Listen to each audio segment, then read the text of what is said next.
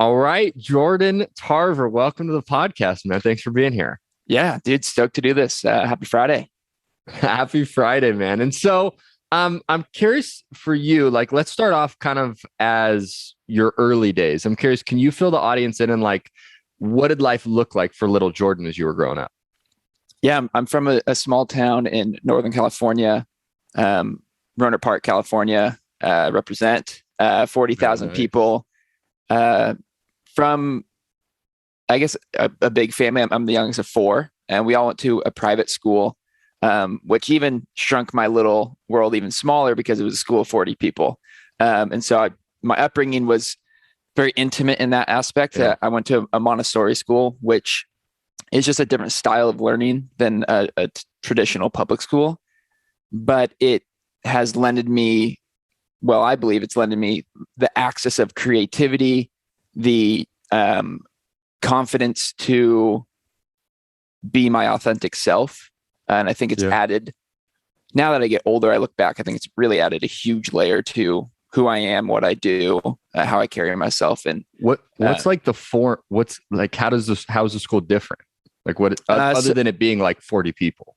yeah, so it's heavily focused on science and the arts. And it's what I like to call it's learn at your own level, I guess you'll say. Huh. You're in grade, like you're in, first grade, second grade, third grade. Yeah. But for example, say you're in second grade, but you have like really good math skills. You could then Yeah. go up a couple grades so you are learning at the correct level, and then everything's Or very just math. yes, yeah. So it was one schoolhouse, and so basically there was two separate rooms in there, and first through third grade was in a classroom together, and then fourth through sixth within a classroom together, and so everyone learns together in these groups. And so you don't have your traditional like periods. You don't have. I didn't receive a letter grade until seventh grade my whole entire life. So Really? you're not graded on a scale, which I think added a lot for. It's like liberating. Exactly, Like you're because not like a 7-year-old kid and they're like, D, you suck. They're like, nah, your creativity could be a little better. Like your math could be a little bit better. You're just not quite there yet. It's not as like black and white of like, you're really good or you suck, which is like, you're so impressionable at a young age. I could only imagine that, like you said, it's like a beautiful gift that's carried through your life. Mm-hmm. Yeah, because I remember when I transferred into a public school eventually, because it ended at sixth grade at the time. Yeah. I think it actually helped me detach from the grades as a whole. Like I didn't really have a relationship with grades before. And so they didn't maybe serve as a big of a stress point for me, which I think was a good thing because it allowed me to, take a test or excel in an area without worrying about the result and more focus on the quality of work, which I think had paid its dividends over time with the type of student I was. But yeah, it's a very, very different type of learning, but I think it's something that, really has added so much value. And I feel like as I get older, I start to realize more and more how it's still integrated in my life. Yeah. I mean, it's kind of crazy as you like grow up. It's like you go to school and eventually you like kind of shrink in a sense, right? It's like you're this like expressive young kid that comes in and you're answering questions wrongly and like learning from it. And all of a sudden, like people laugh at you, things happen. And all of a sudden you shrink into kind of this person versus if you're looked at in that different way, it's just such a interesting thing. When you went into like seventh grade and beyond, did you get like did you do well? Like grade wise, were you like, yeah, I was you just didn't care? I was a very good student. Had really good grades all the way through high school or middle school and high school. I started my freshman year of high school with a 4.1. Oh, dang. So you were crushing. I was crushing. I don't know if that really, the not having grades really played the role that got me there. I really think the education I got as an elementary student, which, you don't hear many people say that's, an education that really played a huge role in their life. But for me, and I would assume my siblings as well, I haven't talked to them lately about this, but for me, at least, like when I think about what part of my schooling journey really has added the most value to my life, it's elementary school. So rad. Yeah, it's very interesting that that's the kind of relationship I have with that school. But I'm grateful, just immensely to this day, that my parents, wanted to put us in a program like that. And wanted to, finance some schooling at, at that young of an age, but it's really paying off. It really is paying off. Yeah. I feel like we go down a rabbit hole for that for a while. That's cool though. So then let's say eventually you go back to, quote unquote, not like normal school, but you go back to like more societal, you have grades. Yeah. Public school. Public school, right? That's the correct term for it. Thank you. And eventually you go to school, and I'm curious, like, did you have an idea of what you wanted to do? Like, were you one of those kids that said, like, when I grow up, I want to be fill in the blank? Or as you went through high school and college, kind of how did you approach that? Yeah, I think once I was getting closer to my college years, I could maybe formulate better, ideas of what a career would look like. And I come from a family where our father is a very successful guy in marketing. He's been in the wine industry for 35 plus years. And growing up, watching him and his path as a businessman, as his son and a young kid, you naturally kind of aspire to do something similar. Yeah. And so I always had this, vision for just being in business. I also, was attracted to a sexy paycheck. My older brother, people are. Yeah, exactly. How could you not be? For sure. And then as my siblings got into college, my oldest brother was a finance major. And so those, I guess, the people I looked up to kind of dictated the path that I envisioned for myself at the time. Yeah. And so when I moved into college, I knew what I wanted to major in. I declared my major pretty early on in school. I got my degree in business finance. And that's kind of like what led me in the direction that I was at the time. Right. And that's kind of how I ended up in the financial world to start. Right. It's an interesting statistic I was thinking about the other day is like, I wonder, and I didn't even Google it, which probably would have been a good start, but I wonder how many people Right? You're the first person to come up with it. Yeah. Maybe I am. Don't steal this idea, people. But it's like, how many people go in the same line of work as their parents? Like, I know there's statistics around it. I forget what it is, like 80 or 90% of people, if your parents grew up as entrepreneurs, you go into entrepreneurship. And if your parents didn't, you don't. And there's like, it's a really large statistic on following entrepreneurship versus not. But as far as like career field, I've always wondered what that is, because I feel like a lot of the time you talk to people and it's just, like you said, it's natural. You go, well, my dad did this, or my mom did this, or even to the extent of like my uncle or my aunt, right? Or my older sibling. It's like so often especially to the parents, you follow like exactly what it is that they did. Weirdly, like I've done the same thing with my mom. She's a life coach, and I've eventually one day realized I wanted to help people and all this. And one of our good family friends was like, she's like, I could have told you were going to do this 10 years ago. It's just so interesting. Well, it's the way I think about it when you're talking about that statistic is at the time when maybe you're looking up to them, your knowing of the world is so narrow, and what you may know is, what you see, and what you see is what your parents are leading by example. And so that to you is the normal thing, the comfortable thing, the next step. And I think that may, I guess, just be the reason that people do that, because that's what they see in their everyday life. Right. It's like there's a saying, it's like, you don't know what you don't know. That's why you don't have. It's like, if you grew up and all you know is mom does this, dad does that, it's like, it's your world. So it makes sense that that's a good point. So let's say we jump forward, then you graduate, you're like finance, got this major, and fill us in kind of starting at like your travels. Cause I know obviously your travels were massively impactful in your life. So kind of fill us in on, you decide to go to Europe for a couple of months, and just kind of fill us in there with some of the shifts that happened for you.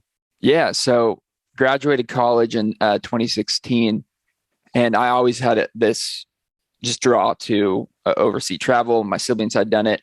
My parents never I guess, placed an expectation in my life of going into the workforce, they were always very much, and still are, encouraging to follow what felt best in our hearts as just people, and Shout out to letting the us parents. exactly, yeah, major shout For out. real. And so always encouraging us to, take the next step that felt right for us. And at the time, going into corporate America with my finance degree didn't feel right for me, and so I didn't do that. And so decided to fly to Europe, which meant it started as a trip with a buddy, but he actually got a job, needed to train during the summer, couldn't go, and then it was left as this opportunity. At first, it was a challenge that I was like, oh shit, like I got to do this by myself, which is very out of character for me. I was not a confident person at the time at all. I still felt uncertain about who I was, what I was trying to do. Just didn't really feel in myself fully quite yet. And so that was out of character for me to go by myself. But I think, it was a very big blessing in disguise, because it was really the first moment of me being forced outside my comfort zone. And that was the fire under my ass. That was the ignition to, get this journey started of really figuring out why I'm here, what I want to do, how I want to carry myself in the world, what impact I want to leave on people. And so taking that trip by myself was one of the, if not the most, transformational experiences in my life. Yeah. So I know I was in doing some research for you. You were saying and I had a very similar thing happen in my life where I was going to travel, I was trying to find myself. I was going to go with a good friend 2 weeks before he bailed. So I can very much relate. You're like, oh shit, I'm hopping on a plane next week by myself. But I know one of the things that I heard you say is because it is a cliche. You go to travel to find yourself, but you were I really found myself. Yeah. And I'm curious, if we look at that part of your life, what would you say were 3 things in specific, if 3 things would pop up that helped you figure out who you were? I think, number one, and I said it earlier, was just being outside of my comfort zone, being away from my bubble. It allowed me to almost break free of who I thought I was because of maybe the tendencies or insecurities I embraced or that engulfed me from my past. And so it allowed me to almost have a reset and redefine who Jordan Tarver was, who Jordan Tarver was to myself. And it allowed me to explore new things. And that really got me in touch with a lot of the things that I found that I'm passionate about and that I love. And so I think getting outside my comfort zone was, one of the biggest, I guess, things that happened for me in that trip that really led me to discovering, myself. Another thing, I wanted this trip. I'm a very intentional person, a very introspective person. And I wanted this trip to mean more than just a European tour. And so I got a journal, a leather-bound journal. I made the patch on it to kind of give it a little bit more meaning. It said, to whom it may concern. The idea was I wanted to write this journal to document the experiences I was having, the lessons I was learning. And the reason why I called it To Whom It May Concern is because if it were to fall out of my bag, whoever would pick it up, they would be able to read it and learn something as if it was written to them. And so that was something I brought along with my trip. Journal daily. At the time, I wasn't a writer at all. This is the first time I really was dabbling with writing. And that's actually how I introduced myself to writing and the craft. And that was my first, just interaction with writing as a whole. And obviously now I have a book, I'm an author, and I fell in love with it clearly. And I found that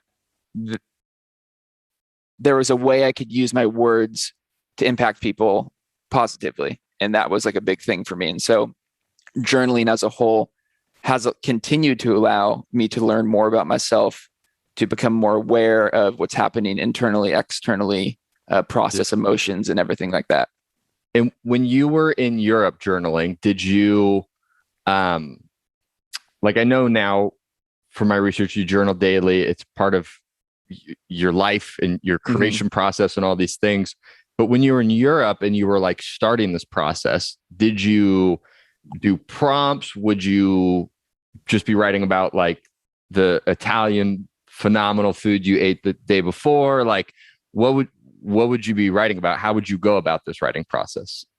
Yeah, it was basically doing free writing, but the goal was to recap what was happening around me, just so I could basically create a story that I could, read back on, that my, future generations, my kids, their kids, and so on, could read back on.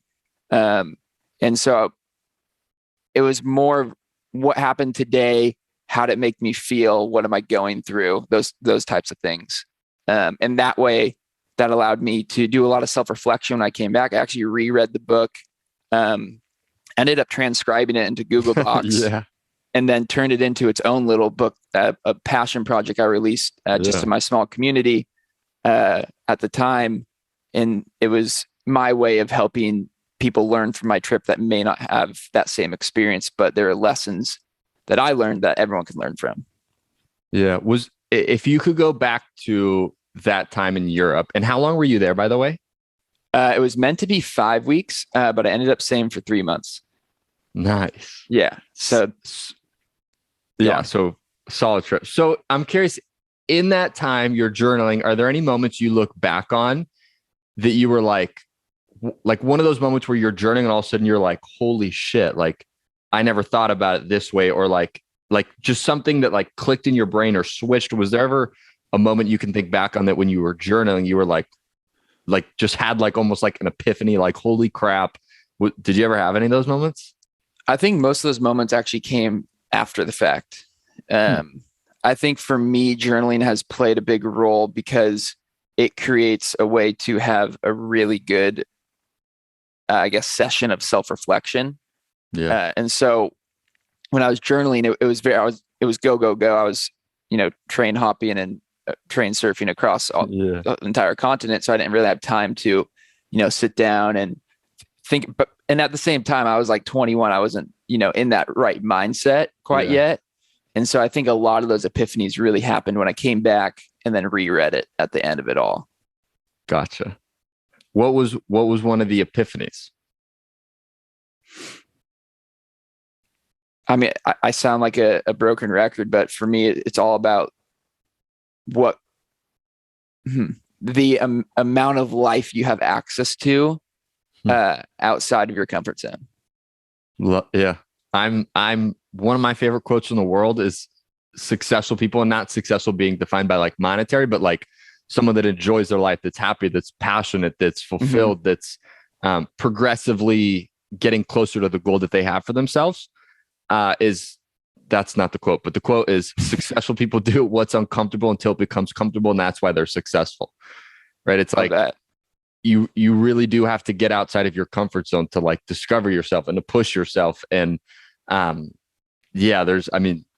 could talk to you about this for hours. I'm such a similar believer that like life begins at the end of your comfort zone. It's so true, because if you actually like discover is to find new things in simplest terms. That's what discover means. And so you're not going to find new things inside your comfort zone because you know everything. Fact. Everything's making you comfortable and nothing's new. And so if you're actually looking to discover yourself or discover a passion or to discover your purpose, you're not going to be able to do that inside of your bubble. Just by complete nature, it's impossible. Yeah. So real. Yeah, it's interesting because the first place I went when I traveled by myself was Bali. And I was supposed to go to Hawaii, and then I was planning to go to New Zealand, and long story short, ended up in Bali accidentally for 3 weeks. And I would journal every single day. And it's interesting that one of the big takeaways for me is like you're by yourself and you find yourself, at least from my experience, some days that are like the best days ever. And some days where you're like, damn, like I'm slightly depressed and I'm like by myself and I'm in the middle of nowhere and I don't know anybody. Yeah. You know what I mean? Like you experience all of the thoughts. And what I began to do is I was like, let me intentionally put positive thoughts into my head for what I want to create. And so I would write like, I'm so happy and grateful now that I've met an unbelievable group of humans on this island, or like, I'm so happy and grateful now that I'm on the most incredible adventure, like all these things. And it was literally wild how in 2 days after I would write something, like I would manifest it and it would be real in my life. And all of a sudden I was with all these incredible people and it was so crazy. And it's something I do in my life today where it's like every single day, just like you journal, I write down 5 things I'm grateful for that I have in my life. And then 5 things I'm grateful for that I don't have, but I want to create and bring into my life. And it's this process of like intentionally putting thoughts into your head. So then you can go create those. And it was, I mean, very similar to you, is like in this journaling process, which is a beautiful process. And just, I mean, I guess for listeners that might actually want to do the thing that you just said, the 5 things and 5 things, the 5 things that you want in your life, are you writing those as present tense like you already have them? Exactly. Perfect. Cool. Yeah. I like that. Yes. Yeah. Because the way your brain works, right, is like your conscious and your unconscious mind don't know the difference from what you say to it. So it's like oftentimes we go through life and we go, I want to make $100,000 a year, whatever we say. And the way your brain registers it is, I want to make $100,000. So your brain is always you're living this life of wanting to make $100,000. But if you write down, I'm so happy and grateful that I'm making $100,000, your conscious and unconscious doesn't know the difference. So you begin to manifest that as a reality in your life. Yeah, for sure. And I always end, even now, every journal session with 5 to 7 positive affirmations, and that kind of the same energy. And I think for people that are looking to try something like this, it might feel awkward at first when you write those things, almost like you're kind of lying to yourself. You're like, oh, this isn't real. This is like a bunch of BS. But there is so much power and there is so much value in taking that practice, and it doesn't need to be public. You can keep it to yourself and write the things that you really, want to harness. Yeah. And I would say too, it's just like, just try it. You know what I mean? Like you may try it and it may feel weird and do it for a week. And you may all of a sudden go like, holy crap, I wrote this thing down and it like something happened this week that is going to get me closer to that thing. Yeah. Yeah. Right. Or you may try it for a week and you may go, this isn't for me. But I think one of the biggest things is like, just go try it, experiment with it, play with it, see, does it feel good? Does it feel, and just allow yourself to be in that energy and maybe something cool happen. So yeah, the coolest part is when you look back and you're like, oh shit, that actually did happen. That's the craziest part for sure. For sure. You're like, whoa, I was writing about that thing 6 months ago and it's real. So let's say we continue in your story. I guess one thing I would be curious for you is, obviously with having such an impact on your life, from like putting yourself in self-discovery for 3 months, not like isolating yourself, but like doing a solo trip. Yeah. What do you think is the importance of like spending time with ourselves, just by ourselves? Like, for an example, I have a friend and I think he does this twice a year, is he literally will book like an Airbnb in a city and he'll go drive there for the weekend or do a 3-day weekend and he'll just be by himself. And he's like, it's just for me to be by myself with my thoughts. He's like, I put my phone away, so I'm not immersed in that. And it's like allowed him to continuously be so intentional about his life. And I'm curious for you, like, what do you think is the importance of someone, like, easier said than done, obviously. Yeah. But like, why is it necessary to be like, yo, you need to go like spend time by yourself? I think it really helps remove maybe the repeated distractions or repeated stressors in your current life. And once you can weed out that stuff, you can actually like be in a mental state that allows you to, think about those things about discovering yourself, maybe think outside the box. But when we're doing the same thing every day, surrounded by a bunch of people, have notifications firing on our phones, it's really, really hard to actually take time for yourself. Even if you think you're taking your time, you're still thinking about, X, Y, and Z back here in your head. So I think it really just allows you to kind of center yourself in a space that is going to allow you to actually, make progress on that journey. Yeah, 100%. And one thing, again, I was listening to a different podcast you were on, and one of the things you said that I was like, that's so real. And it was more apparent in travel, but it's like, you were like, I didn't go to any museums when I was in Europe because I didn't want to go to museums. And I didn't have someone else that wanted to go to a museum, and I didn't have to worry about making them enjoy their trip because like I was by myself. And I think so many times in life, if we don't like isolate, again, probably being the wrong word, but like if we don't force ourselves to have our like me time, we get into this state of like, well, my parents want me to do this thing, or my friends are all doing this thing, or that person's doing this thing. And we almost go into this creation space of our life because he said, she said, Yeah. when we got to take the time to be like, do I want to go to museums? Do I not want to go to museums? Okay, I don't. So like, I'm not going to go to museums. Yeah. And I think another, a couple things that I learned from my trip that I've, carried with me ever since was, one, follow your interests, and a very big emphasis on your interests. I think that will really help you discover yourself, because if you do the things that interest you, you're naturally going to be guided into living a life more aligned with your beliefs and values. And that's something that, like, for example, the museum thing, I was solo at the time. I wasn't a big museum guy. And so I was just like, I'm not going to do that. But I know that so many people go to museums in Europe because they're incredible, and there's incredible art and history there. But at the time, for me, that just wasn't what I was looking for. And I think that was the blessing of being alone. It's because I could choose it. I could be like, no, we're not going to do that. We're going to do whatever it was in place of that. And so, I think it's just really important to follow what you want to do. And if something doesn't interest you, you should feel like you have the permission to say no, even though maybe society makes you feel like, you have to be a yes man or a yes person. But that's my belief is, follow your interest, and you're going to be, aligned with what you value most. Right. So let's say we jump back into your story, right? So you get home from Europe. If my timing is correct, you go start working for a mortgage company for 2 years. And eventually, I'm guessing this idea that you're just talking about, to follow your interests, gets into your mind, and you go, I enjoyed writing in Europe, so I'm going to start writing. And obviously, I'm clearly missing some spaces in this thing, but like, you're doing good. Thank you. So fill us in though. So you're doing something, you realize you don't like it. You're at this mortgage company. You realize you like writing. Obviously, now you're an author of a few books. So like, and you don't work at the mortgage company anymore. You're writing at Forbes as well. You're doing all these things now because you followed your interest. But put us into the moment of like, kind of how you went from being at this job, you didn't like it, to following your interests, to now really some of the things that you're doing today. Yeah. So got back from Europe, and I had about a 2-month lull until I started that first job. But yeah, worked at a mortgage company, was in the industry for 2 years. And it one day just clicked. Like, I'm so fucking bored in here. Like, this is terrible. If I'm going to be doing this, at the time I'm 20, I think I was 22. If I'm going to be doing this, working for the rest of my life, I have to be doing something that interests me. I have to be doing something that makes me feel fulfilled. And I, go home every day feeling depleted. This isn't where I want to exist for the rest of my life.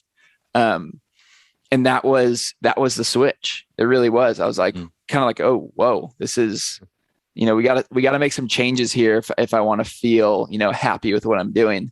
And like you said, I kind of realized, okay, like, what are my skills? Like, what are my actual skills that could provide value to, a company, to other people? And so I kind of just ran through the different creative things I was really good at, because I'm a very creative person, photographer and writer. Yeah.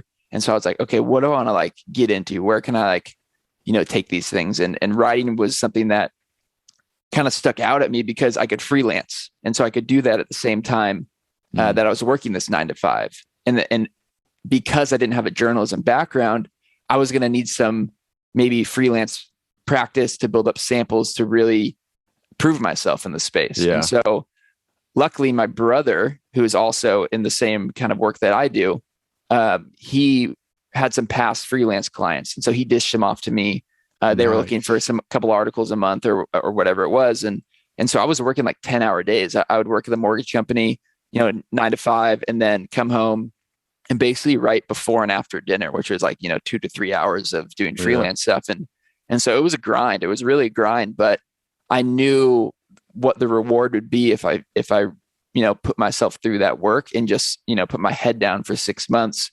I knew that I could get somewhere where I could be happy with what I was doing every day. I could be excited to come to work and feel like I was, creating the impact that I wanted to create. And after, freelancing for some time, I eventually landed my first writing gig with a publication out of New York City. Stayed there for 2 years, and then eventually was headhunted by Forbes, and that's where I'm editing right now. Let's go. And two things too, I think, is just ridiculous amount of kudos to you to saying like, I'm not happy and let me do something about it. You know, I think it's unfortunate that so many people don't love what they do and they just settle. You know, and they go, yeah, I don't love it, but that's life. And you just go through it and you don't really enjoy it. So like, kudos to you. And I think one thing I'm seeing that helped pull you into that, because some people may go, I don't like this. And, you know, I don't really know what this other thing is. I may like writing, but like, what's going to come of it? I think one thing that I'm hearing in your own story is like, you had a vision of where you wanted it to go, right? Where it's like, I got writing, and if I can do this, I can, you know, freelance for a little bit, then it could lead to something else. I can build my credibility. And I think it's just a beautiful nugget for anyone listening to this, that if you want to go to something else, like do it maybe on the side at first to get some momentum built up. But most importantly, like have a vision of really what you want to create. Because I'm sure there were days where you got home and you're like, damn, I'm depleted. I had a shitty 8 hours at the mortgage company and I like don't want to write. I got these people that need me to write from, but it's like, when you go back to that vision of like, but no, if I keep doing this, I'll get the credibility and then I can go to somewhere else and it eventually can lead to this other life. I just have to imagine that having that vision allowed you to really like take the action, even when some days you didn't want to take the action. Yeah, I think the vision really helps because while it gives you the destination, for example, so for me, my vision was a full-time writing gig. That was the thing I was manifesting. I didn't want to be a freelancer because I just wanted something more secure and then somewhere where I could really just grow with the company. And so the end goal was a full-time writing gig, but I knew like, you got to be realistic. I knew that wasn't the next step. You know, I knew there was some stuff that had to happen between. And one of those things was freelancing. And even though I didn't want to do it, I remembered the purpose. The purpose was to get me to the thing that I wanted, the thing that I was manifesting. And so that helped me stick, you know, through the process. And remembering the purpose too helped me fall in love with the process because it gave reason. It gave, it gave weight, and it gave, I guess, a purpose to the process. And if I didn't have that, I feel like I would have quit because it was really tough. And it was like, you know, writing at 7 p.m., 8 p.m., 9 p.m. after a long day and have to get up and, you know, do it all over again. It was tough. And so just being able to remind myself, okay, you're doing this because of X, you know, that was the fuel. That was the, you know, the fire to keep me going. Love it, man. So cool. So fill us in then. Obviously you have your book that you've come out relatively recently with, You Deserve This Shit. So fill us in a little bit on, I guess just like, what's the book about? And, you know, what's maybe like a nugget or two that our listeners can take away from it? Yeah. The purpose of the book, was to take everything that I've learned so far in my own journey, and teach people lessons and give them tools, that can help them get unstuck, find their path, and become the best version of themselves. And so I really wanted to create a digestible toolkit, let's call it, of self-discovery, tips, tricks, hacks, those kind of things that can really help you on your journey. And these are all things that I've gone through. I teach from a place of personal experience. So everything in the book has happened to me and I've seen the benefits of it. And that's why I believe in the book so much, because I've seen all this stuff already play a role in my life. And so I know it can do that for other people. And so the book is, you know, it's split into 3 different pillars, the 3 pillars of self-discovery, which is something I developed through writing this book, which are awareness, comfort zones, and intentional living. And I believe when you focus on those 3 areas and you double down and master yourself in each of those areas, you give yourself the greatest opportunity to become the best version of yourself. Love it. And so let's say someone is feeling stuck and they're listening to this and they're not quite sure, like, what's that next step? What would you say is one thing that they can do to get a little bit unstuck? I tell this to every single person that asks me this question: try something new. You got to get out of your normal routine, break your routine, do something different, shake it up, even if it's going to feel uncomfortable, because it's going to feel uncomfortable. That's like the quickest way to really just kind of flip a switch, is do something different, try something new. And even if it's not the exact direction you want to end up in, one pivot's going to lead to another pivot. So make your first pivot to get away from the things that are holding you back. And that way you can kind of like reopen your path and reopen your world and kind of, just refresh your vision of where you want to go. Yeah. Heck yeah, man. So, if people want to find more info on you, Jordan, if people want to get a hold of the book, see what you're up to, where's the best place for people to check you out? Yeah, I'm most active on Instagram, just my name, @Jordan Tarver. If you want to pick up the book, just go to jordantarver.com and you'll see a spot to do that. Perfect, man. And so last question I have for you. This is a question we ask every guest because we want to help people find direction in life, but we want to do it through like action, not just sit on your couch. Like you got to do something to figure it out. And so I would be curious, what would you say is one thing someone listening to this can do in the next 24 to 48 hours to start finding direction in their life? Journal about what you're grateful for, because often the things you're grateful for could help lead you into the direction that you're going to be most happy. If you're grateful for spending time with family, for example, maybe you start to spend more time with family and it helps you realize you haven't been doing that enough. And so maybe it's going to help you realize that you haven't been doing enough of the things that make you happy.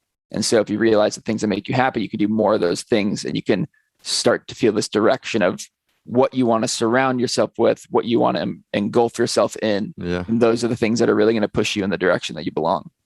Let's go, man. I'm a huge fan of that. I love it. So Jordan, my man, thank you so much for being here, man. It's been truly an honor. Excited to continue to see what you're up to, man. And just thank you for being here on the podcast today. I appreciate it. Yeah, I appreciate you too, man. Thanks for having me. Absolutely.